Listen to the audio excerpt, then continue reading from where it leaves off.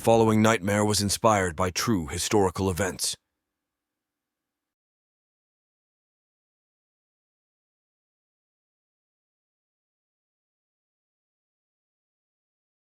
On March 23, 1982, General Efrain Rios Montt staged a military coup, ousting President Fernando Romeo Lucas Garcia in Guatemala.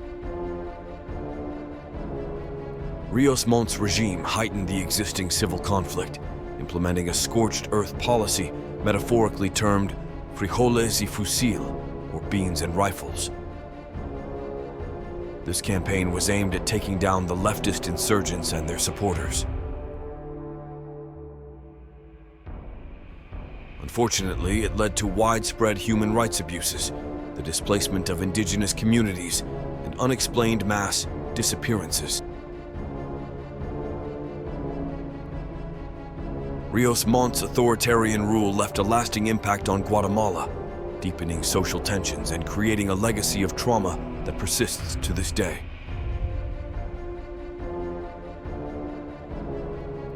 In July 1982, a U.S. military aircraft, transporting a member of the presidential cabinet along with accompanying support staff, crashed somewhere in the dense jungles of Guatemala.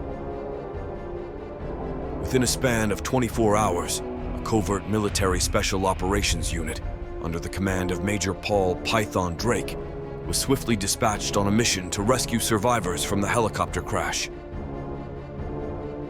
Tasked with a multifaceted objective, their mission encompassed the rescue of all survivors, the eradication of any trace of U.S. involvement, including equipment, and the removal of potential witnesses.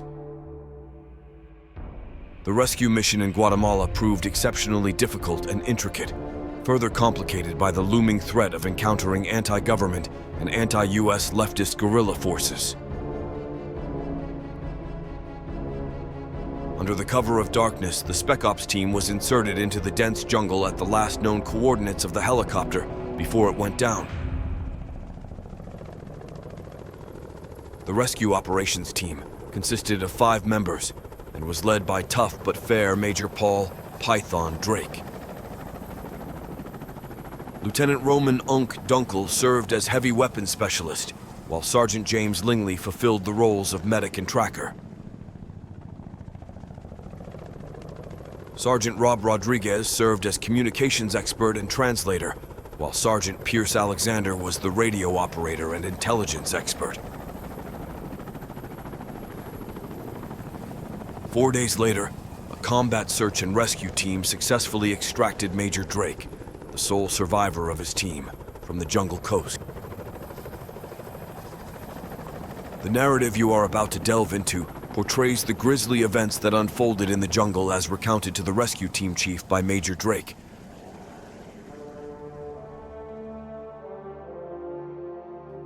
Sergeant Lingley was on point while we navigated through the dense jungle in search of the downed craft. Vigilantly, we inspected the canopy for signs of damage from the chopper, which would give us critical clues to its location. After about 5 hours of traversing through the lush thicket, we found the helicopter suspended in the canopy.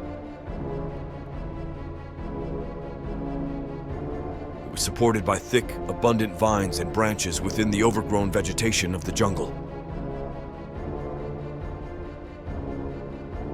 I directed Sergeant Alexander and Sergeant Lingley to ascend into the fuselage and promptly provide me with their observations.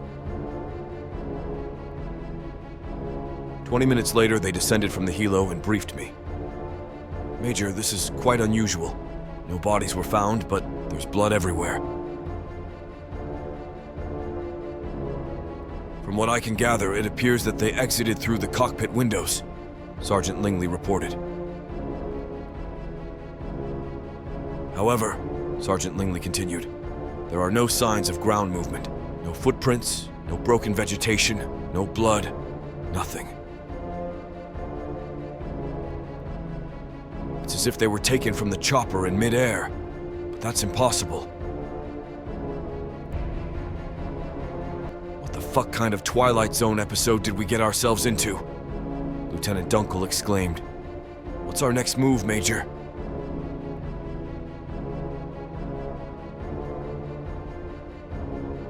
Well, ladies, it appears that our mission is over. Gonna have to let diplomacy take over, I stated. Unc Lingley Rodriguez, set the explosives. I want a detonation in 4 hours. That'll give us time to move far away from here. Once that thing blows, this place is going to be a hornet's nest of gorillas, I stated. Alexander, send a sitrep to SCC. Let them know that we'll send confirmation and coordinates for an extract in 4 to 5 hours. I continued. Roger that, Major, Sergeant Alexander responded. Silently, we made our way through the lush, green landscape until we stumbled upon a majestic waterfall cascading down from towering cliffs. With our climbing gear in hand, we expeditiously ascended to the summit. Upon reaching the top, an amazing view unfolded before us, a vast valley shrouded in dense vegetation. We followed the river as dusk set in. We traced the river's course stealthily, our surroundings resonating with tranquility, until we heard an explosion in the distance. The charges detonated as planned. I gestured my hand down and everyone dropped a knee. Alexander, contact SCC with our coordinates and negotiate extract in T-. My instruction was interrupted by a chilling, hideous cackle from someone or something in the darkness of the jungle. What the fuck was that? Lieutenant Dunkel exclaimed. Lock and load, ladies! Again, the sinister cackle echoed out of the jungle. The team immediately spread out and took positions aiming their weapons toward the hideous sound.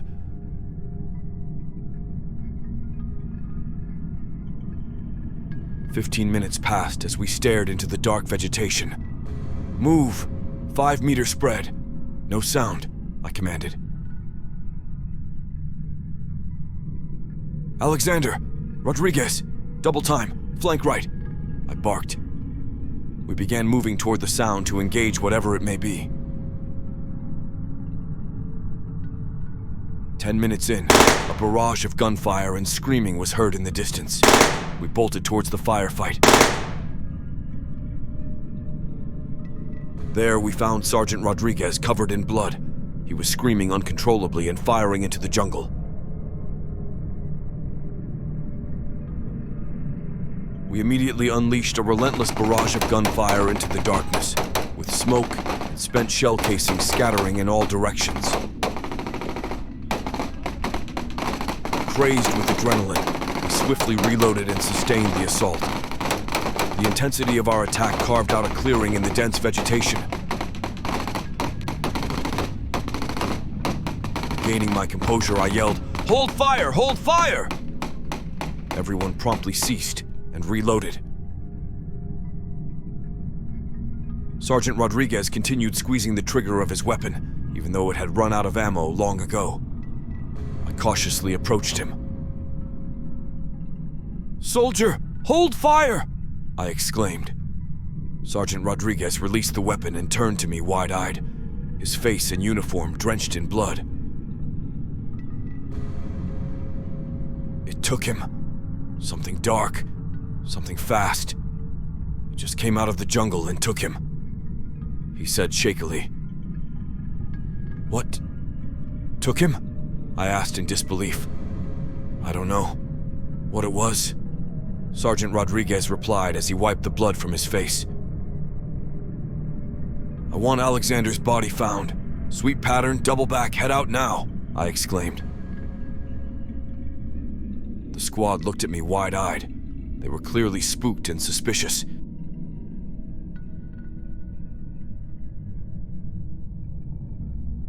After about an hour of searching, we found nothing. No bodies, no blood, no footprints, no clues as to what the hell we were dealing with. To exacerbate the situation, we had no way to contact the SCC.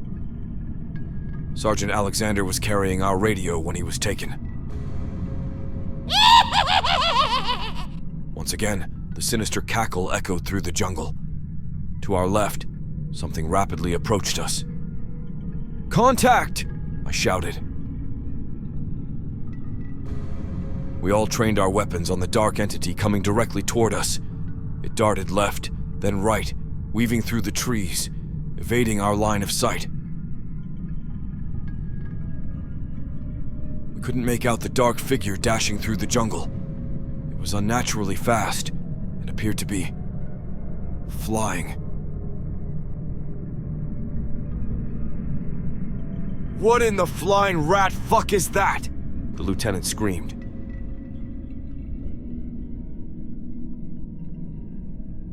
We directed our flashlights and weapons toward the figure, and in a fleeting moment, we all caught sight of the entity before squeezing our triggers. It revealed itself as a pale-skinned, grotesque elderly woman with black, greasy hair riding a branch. Rodriguez shouted, "Bruja!" We opened fire.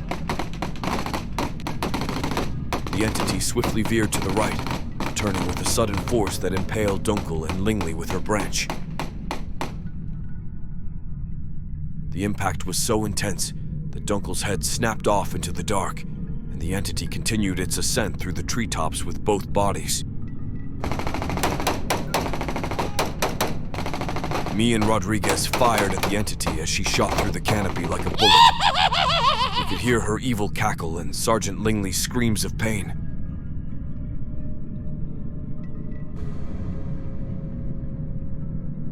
For the first time in a long time, I felt fear and uncertainty. "Rodriguez, what the fuck are we dealing with here? What did you call it?" I inquired. "Sir, I didn't want to believe it, but I'm gonna be straight with you. We are dealing with a bruja, a fucking witch," Rodriguez responded. I locked eyes with Rodriguez, determined to challenge his ridiculous theory. I wanted to argue vehemently, expressing that his idea was absurd. Witches were nothing more than imaginary creatures from fairy tales and Hollywood. Pure fiction. My logical mind was wrestling with what Rodriguez said. I had to come to terms with the situation. I may not believe in witches, but I trust my own two eyes. And I saw a fucking witch. I admitted. Turning to Rodriguez, I said, "Okay, I'm ready to play this game. How the fuck do we kill it?" As a child in Mexico, my parents would tell me scary stories about the bruja, claiming they lusted for human meat. Rodriguez explained. They always emphasized that witches could only meet their end through beheading and burning. He continued. At this point, survival is the name of the game. We need to get the fuck out of this jungle fast and hope that the hag doesn't return. "Mount up! Let's move now!" I exclaimed.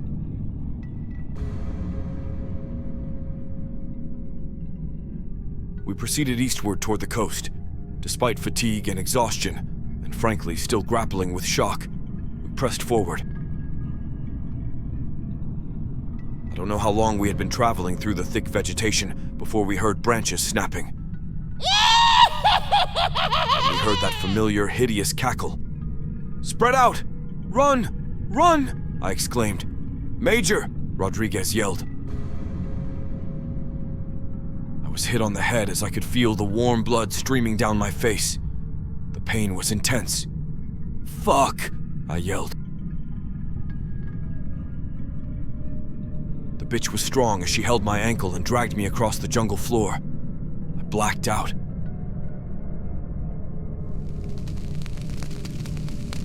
I don't know how long I was out, but when I came to, I was in an old cabin of sorts, the air sweltering with rot, decay, and smoke. I fought to sit up. I turned my head to see a fire pit with human body parts hanging on hooks above it. The fire sizzled as the fat dripped on the coals. Beside the fire pit, my squad's uniforms and gear lay in disarray. Rolling over, I began to vomit and passed out.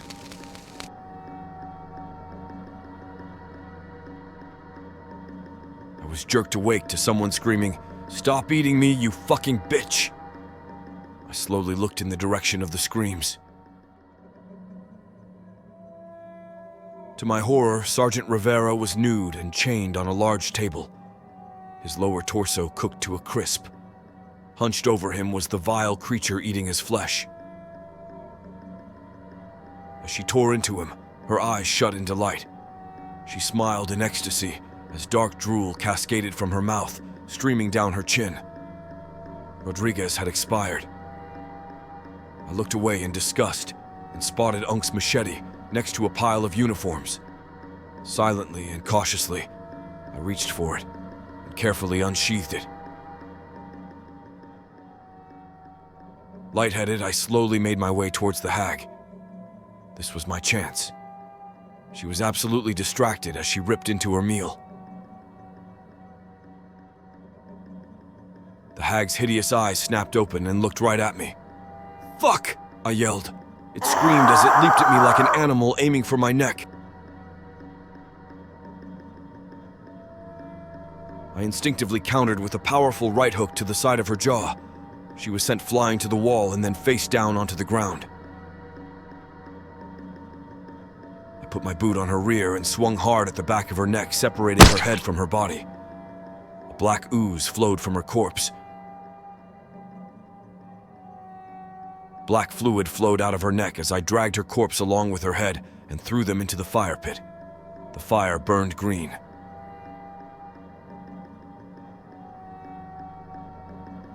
I grabbed some gear, the radio and my squad's dog tags. I exited the cabin through a strange dugout hole in the wall and emerged outside. Salty air and sounds of the ocean confirmed that I was near the coast. Quickly, I radioed SCC and shot flares into the night in the hope of a swift rescue.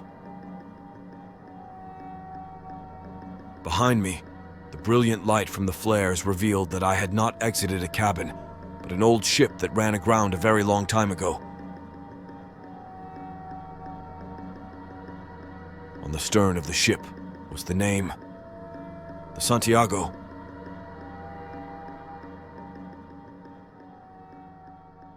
Major Drake was rescued by a combat search and rescue team and transferred to a nearby hospital ship for medical care. He debriefed his chain of command, providing a detailed and meticulous account of the events that transpired. Unfortunately, the narrative couldn't be verified as the old ship erupted in flames, reducing everything both inside and outside to ashes. Showing deep respect for his fallen squad, he arranged full military honors to commemorate their service. Additionally, he took steps to ensure the financial well-being of their families. Major Paul "Python" Drake retired from service with full honors in March of 1984, marking the conclusion of his dedicated military career.